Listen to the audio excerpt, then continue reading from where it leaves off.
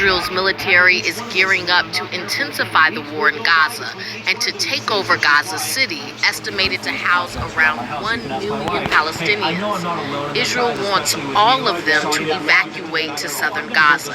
For an update on this and other developments in the region, we're joined now by NPR's Daniel Estrin. He's in Tel Aviv. Hi, Daniel. Good morning, Aisha. So first, the takeover plans. Where do things stand today? Israeli ground troops are positioned in 2 neighborhoods on the outskirts of Gaza City. They have been engaged in heavy bombardment there. This is being presented by the military as the preliminary stages of the Gaza City assault. Israel has also stopped doing these daily 10-hour pauses in fighting. They have been doing that to allow trucks of food and aid into the Gaza City area, and Israel agreed to do that under international pressure to address starvation in Gaza. But they're not doing that anymore in the Gaza City area. Israel has declared the city a, quote, dangerous combat zone. Israel's also planning to phase out humanitarian aid to North Gaza, including Gaza City. And the point of all this, Aisha, is to force Palestinians to leave if they wish to find food and safety. So what does this look like on the ground? Are many Palestinians fleeing Gaza City?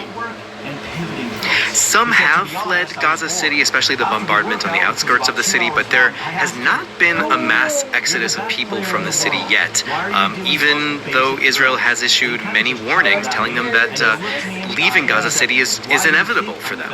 And so this really is the central question now. Will the million or so Palestinians in Gaza City actually leave? Hamas is calling on people to remain defiant and not to leave. And many Palestinians may end up deciding there's no space for them further south in Gaza, where there's already, there are many tent camps that are overcrowded. And so all of this can complicate Israel's plans with Gaza City, because if Palestinians do stay if and when the army enters this dense urban area, it would be deadly. Now, Israel presents all of this as a way to protect civilians from fighting, asking them to leave, but you do also hear Israeli leaders voicing other goals, like taking over as much territory in Gaza as possible, and finding countries that will take in Palestinians in order to reduce Gaza's population. The International Committee of the Red Cross says that a mass evacuation of Gaza City would be impossible to do safely. There have also been some recent strikes by Israel against senior officials in the region. What more do we know? Yeah, Israel says the military targeted and killed the main spokesman of Hamas in Gaza this weekend. Hamas has not yet commented on that. Also, a few days ago, an Israeli airstrike killed the Houthi prime minister of the rebel-controlled government in Yemen's capital. The Houthis are backed by Iran, and they have been launching missiles at Israel throughout the Gaza war. The Houthi prime minister and other government ministers were killed during a cabinet meeting that they were having. And a person familiar with the matter in Israel, who was not allowed to speak publicly, told me that this evening the Israeli cabinet will be expected to meet in a secret location in case of retaliatory strikes. That's NPR's Daniel Estrin in Tel Aviv. Thank you, Daniel. You're welcome.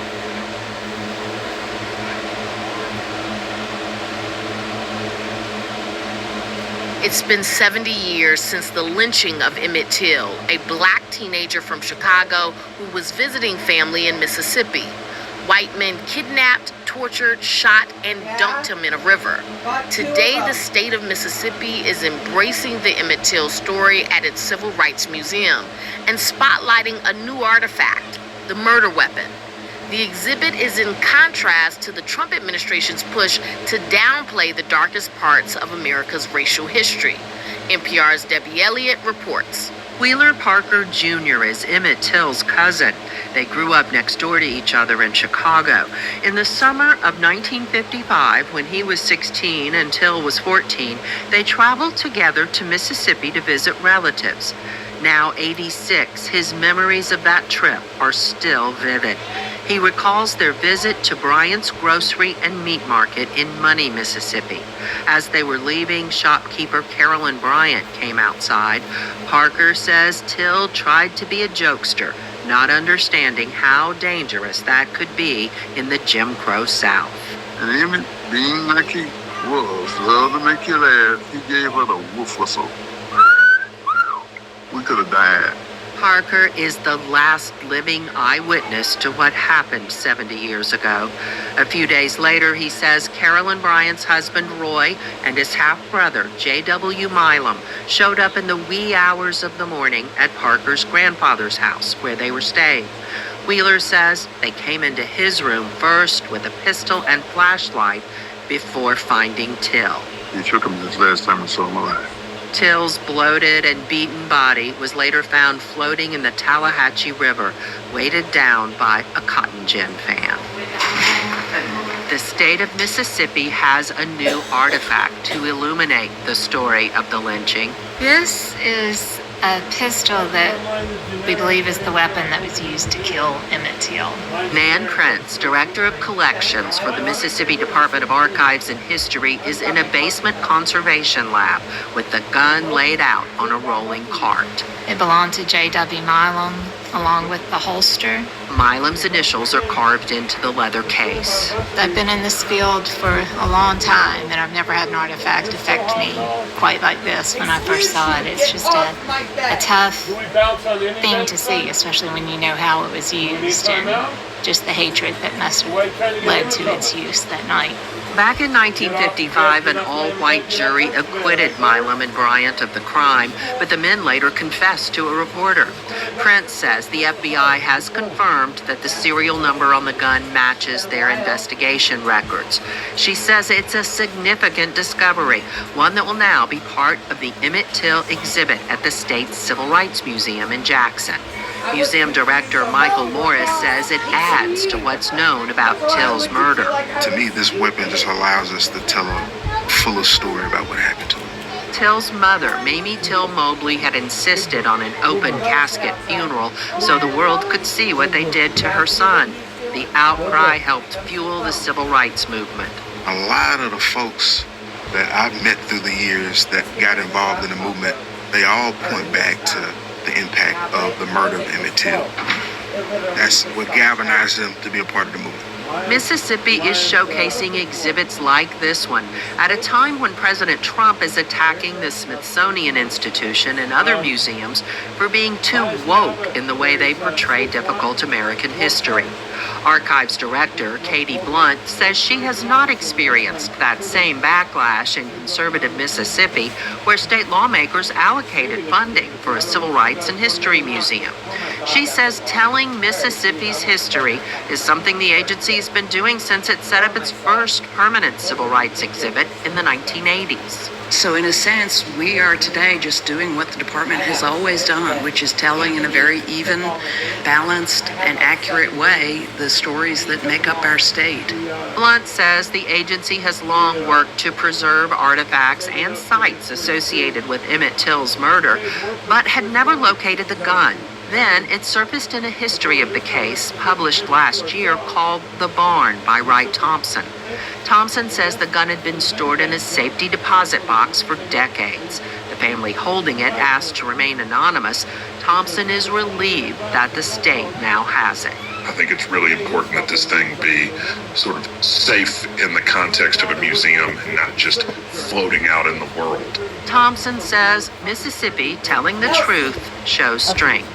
And not being so scared of your past that you can't forge some brighter future. I mean, I just think it's the most basic act of citizenship is to say, this is what happened. This is who we are. For Emmett Till's cousin, Wheeler Parker, the discovery of the gun is more personal. It's been something that I've always wondered about for 70 years. He says it gives validity to the horror of the history. Some of the people of this time, they don't want these stories told. It's American history, and they want to wipe it out. They want to pretend like it never happened. But we need to tell the story. With the gun, the story has a new chapter, one that Parker says gives him a sense of closure. Debbie Elliott, NPR News, Jackson, Mississippi. Every weight that slows us down, especially the sin that so easily trips us up, and let us run with endurance the race God has set before us. And he tells us this in verse 2, we do this by keeping our eyes on Jesus. The champion who initiates and perfects our faith. Because of the joy awaiting him, he endured the cross, disregarding its shame. Lawmakers are coming back to D.C. this week after their August recess. Starting Tuesday, they'll be back on Capitol Hill and facing a long to-do list, with the risk of a government shutdown looming in the background. Now stop us if you've heard that one before.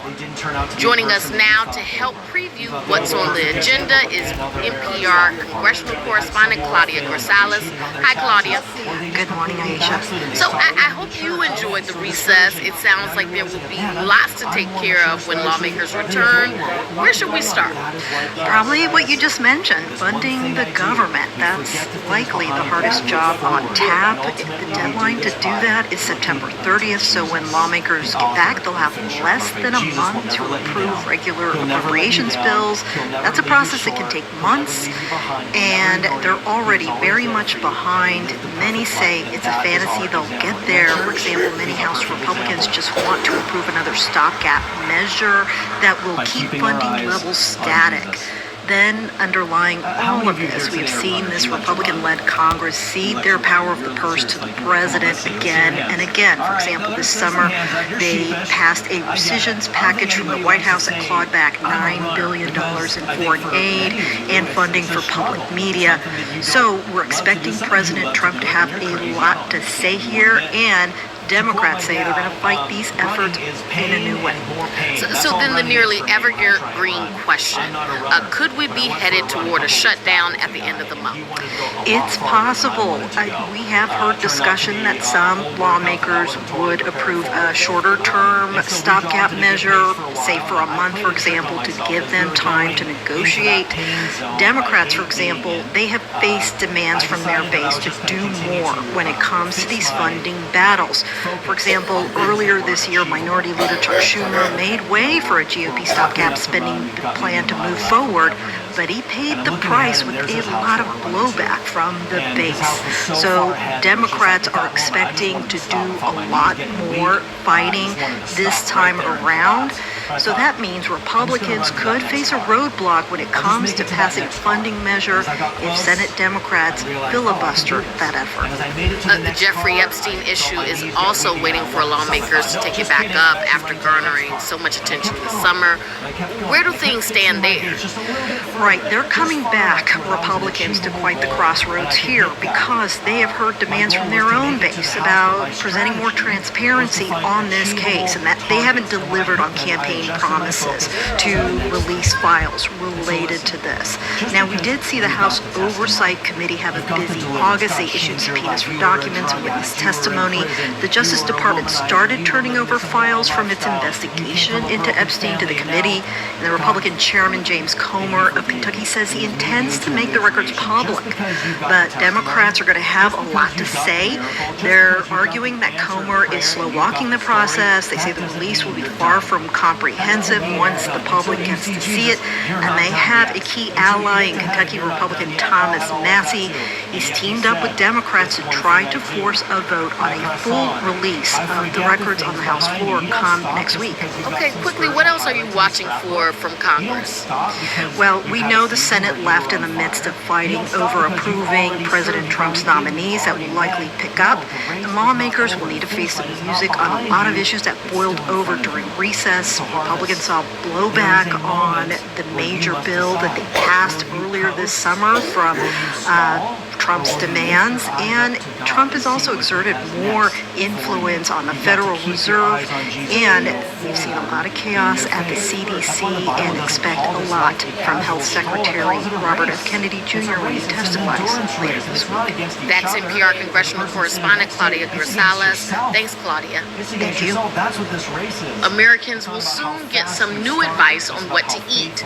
The federal government updates its dietary guidelines every 5 years. Health Secretary Robert F. Kennedy Jr. has said the Trump administration plans to release the 2025 version by the end of September. NPR health correspondent Will Stone is here to tell us more about why these guidelines are getting extra attention. Hi, Will. Hey there. Secretary Kennedy has made food and diet a central issue in his Make America Healthy Again agenda. What's he said about the guidelines? Quite a lot, actually. Kennedy and others in the administration have, in certain ways, vilified the current guidelines, blaming them for high rates of obesity and diet-related diseases in the U.S. Obviously, food, poor nutrition is a huge driver of these problems. At the same time, some of Kennedy's statements have mischaracterized the process and what these guidelines are.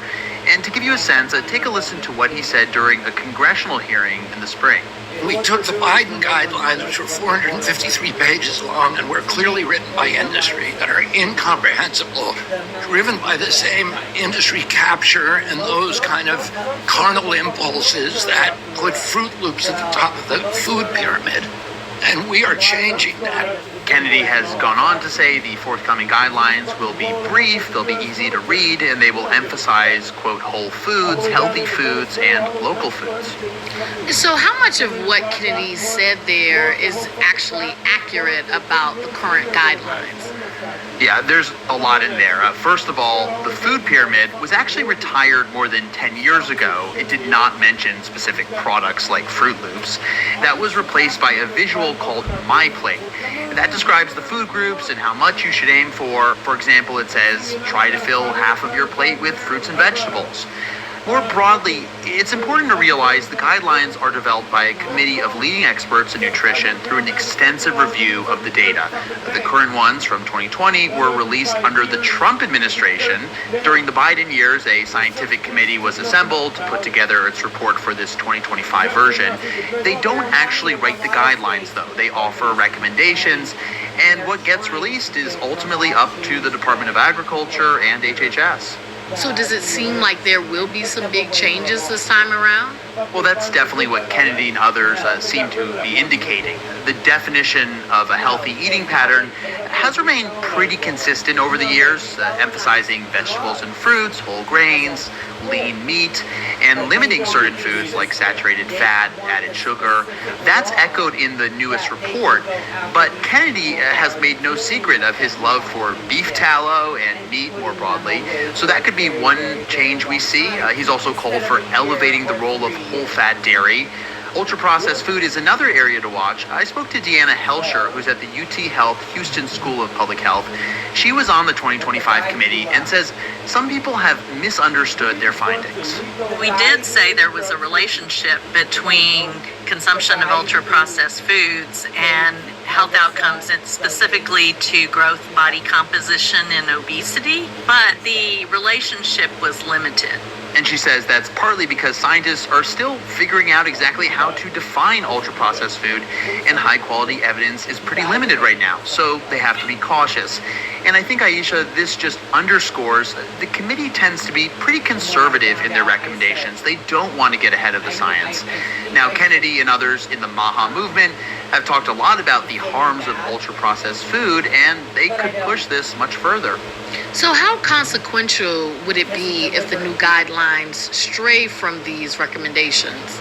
Well, it is worth pointing out that most Americans currently don't follow the dietary guidelines. But Barbara Schneemann tells me they still matter a lot. She was the chair of the 2020 Scientific Committee. They are used in federal government policy, they're used by educators, they're used by health professionals. So undercutting the guidelines, I think it will have major implications for many programs. My hope is there will be awareness of what the advisory committee did so that people can judge for themselves if it gets changed. Schneemann says in 2020, the Trump administration did not heed all of their advice, for example, on added sugar and alcohol, but for the most part, they did follow the recommendations. Whether that happens this time, we may find out in a few weeks. That's NPR's health correspondent, Will Stone. Thank you so much, Will. Thank you.